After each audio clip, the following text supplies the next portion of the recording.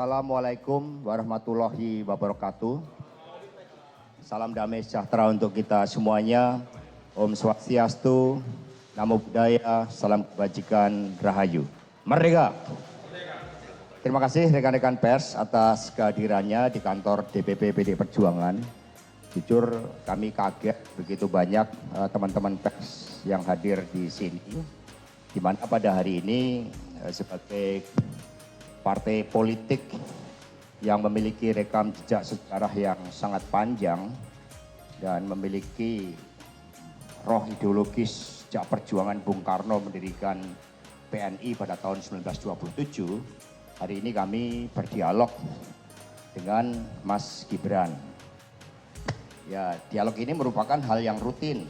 Kami biasa bertemu DPP partai dengan para kader partai, apalagi ini menjelang rapat kerja nasional yang ketiga yang akan dilaksanakan pada tanggal 6 sampai 8 Juni 2023 di Sekolah Partai Lenteng Agung dengan tema Fakir Miskin dan Anak Terlantar Dipelihara oleh Negara.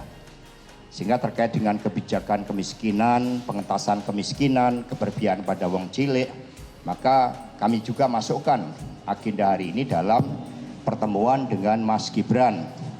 Karena nantinya pada saat rakernas tersebut, kami mengundang beberapa kepala daerah untuk memaparkan strategi di dalam mengentaskan kemiskinan, khususnya bagaimana sesuai dengan impres dari Presiden Jokowi nomor 2 kalau tidak salah 2022, nomor 4 tahun 2022 tentang bagaimana menjalankan komitmen dari ideologi Pancasila di dalam mengentaskan kemiskinan, memberantas kemiskinan ekstrim yang menurut SDGs itu pendapatan yang diterima 11.000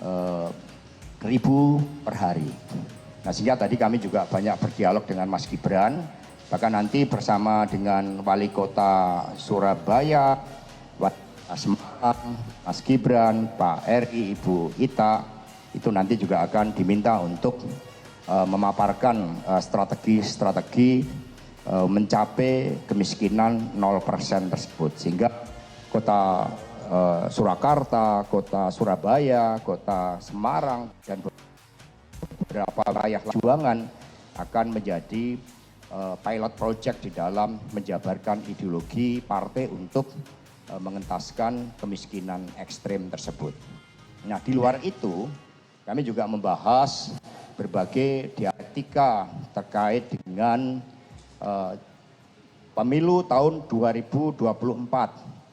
Sebagaimana kita ketahui, beberapa hari ini muncul berbagai berita-berita yang kemudian Mas Gibran memberikan penjelasan kepada Dewan Pimpinan Pusat PD Perjuangan. Saya bersama dengan Pak Komarudin Watubun, dan penjelasan sudah dapat disampaikan dengan sangat baik oleh Mas Gibran, karena selain sebagai kader partai, beliau ini juga sebagai wali kota Solo, yang memang suka atau tidak suka, Solo itu memang menjadi kandang banteng PD Perjuangan, juga sekaligus bagian dari epicentrum politik nasional kita. Sehingga sebagai wali kota, beliau banyak menerima tamu-tamu di tingkat nasional, apalagi Solo ini makanannya juga luar biasa, kulinernya juga luar biasa.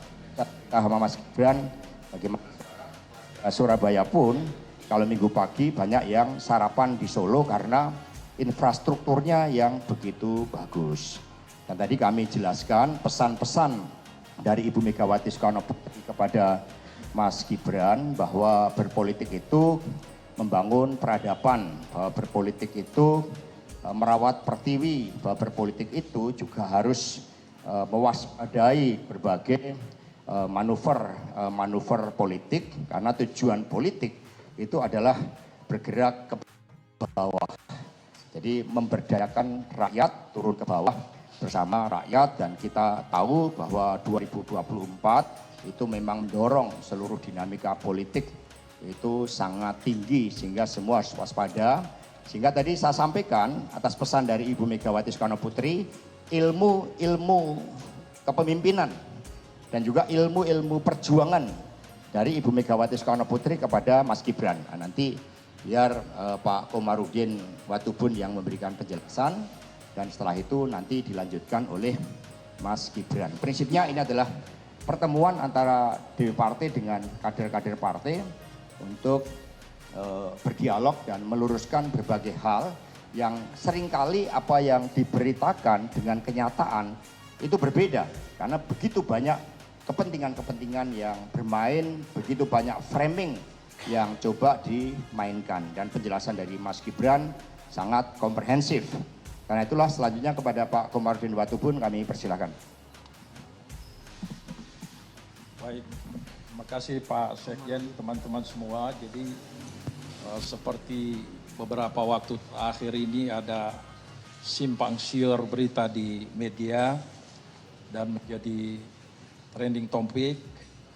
Hari ini Mas Gibran datang dan menjelaskan dan kita pahami bahwa memang beliau sebagai kader partai juga sebagai wali kota. Jadi Pak Sekjen menyampaikan pesan-pesan Ibu dan saya mendengar penjelasannya secara saksama, ya, dijelaskan secara baik dan saya memahami itu. Apalagi beliau sebagai kader yang masih muda, kewajiban kita untuk memberi nasihat. Dan tadi kita menyampaikan nasihat panjang lebar. Saya sampaikan bahwa Anda ini seperti gula dengan semut. Ya. Beliau posisinya seperti gula. Jadi semut dari mana-mana tinggal menjaga semut mana yang baik dan semut mana yang menjerumuskan. Itu pesan singkat sebagai nasihat tadi. Terima kasih. Baik, terima kasih Pak Komar. Tadi Pak Komar juga menyatakan beliau ini juga sebagai senior yang memberikan begitu banyak nasihat kepada juniornya. Karena PD Perjuangan itu mengedepankan prinsip kekeluargaan. Sehingga kemarin ketika ada yang memframing pertemuan yang dilakukan oleh Mas Gibran, kemudian sepertinya dipersepsikan terkait dengan dukung-mendukung capres, maka tadi sudah dilakukan penjelasan dengan sangat baik dan kurang afdol kalau Mas Gibran sendiri tidak memberikan penjelasan. Untuk itu kepada Mas Gibran dipersilakan.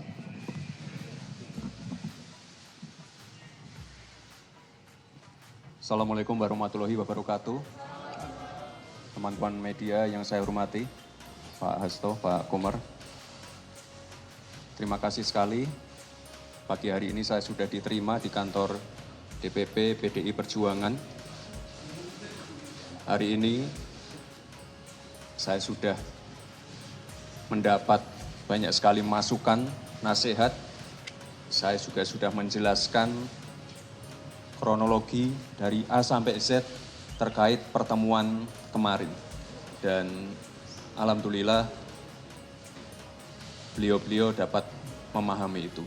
Sekali lagi terima kasih untuk masukan dan nasihatnya. Dan sekali lagi saya sebagai kader PDI Perjuangan, sebagai kader muda, saya akan tetap tegak lurus sesuai arahan Ibu Ketua Umum. Terima kasih. Matur nuwun. Baik, terima kasih. Jadi tadi memang banyak ya nasihat-nasihat dari Ibu Megawati Soekarno Putri yang disampaikan melalui saya.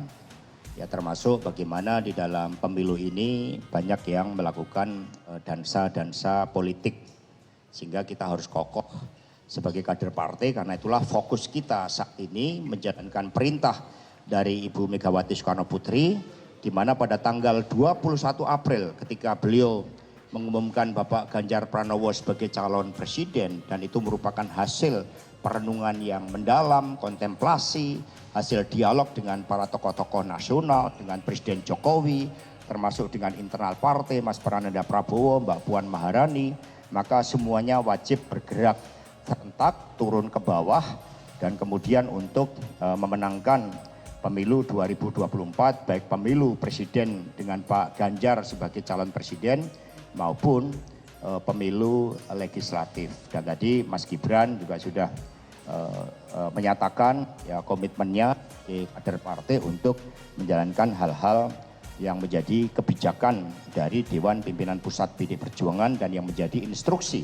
dari Ketua Umum PDI Perjuangan. Karena itulah seluruh penjelasan sudah disampaikan. Memang sebagai wali kota sekali lagi banyak menerima tamu-tamu yang datang dan kemudian banyak juga yang melakukan suatu framing politik. Dan pertemuan tadi diakhiri dengan makan lontong Medan. Ya, itu ada wajik ini kan juga perekat kuat. Lontong Medan ini juga punya makna khusus. Sehingga habis ini tentu saja seluruh partai bersama-sama bergerak secara serentak ke bawah. Dan tanggal 6 sampai 8 Juni ada rapat kerja nasional yang pertama. Nanti Mas Gibran, kemudian Pak Eri Cahyadi, Wali Kota Surabaya, Ibu Ita, dan beberapa kepala daerah akan memaparkan program pengentasan kemiskinan, bagaimana mengatasi kemiskinan ekstrim untuk menjadi 0%, dan Kota Solo, Mas Gibran juga mendapat tugas di dalam memberikan contoh kebijakan-kebijakan pemerintah yang berpihak kepada rakyat. Mungkin ada pertanyaan, kami persilahkan. Pak Bonang diatur ya. Ya, siapa? Pak. Belakang dulu. Ya. Tian Pak dari Alini ID. Dari framing-framing yang ditakutkan tadi itu, apakah kedepannya Mas Gibran ataupun kader PDP lainnya tidak boleh membuat gestur seperti kemarin lagi atau seperti apa Pak? Terima kasih. Yang lain? Silakan, Tempo.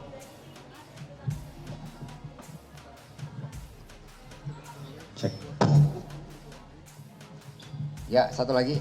Mas Hasto, izin Mas. Mbaknya. Oh. Ya, ya.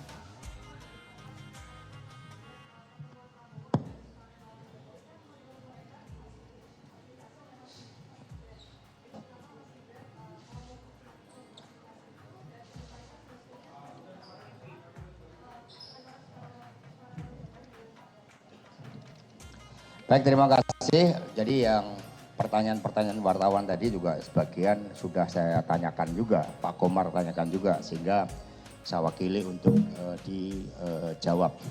Yang pertama, ya seluruh kepala daerah dari PD Perjuangan itu kan sebagai kader PD Perjuangan itu menjalankan seluruh kebijakan-kebijakan ideologis partai, platform partai, termasuk di dalamnya dasar prastia partai. Komponen dasar prastia partai itu juga beberapa keberhasilan dari Bapak Jokowi ketika beliau menjadi wali kota Solo.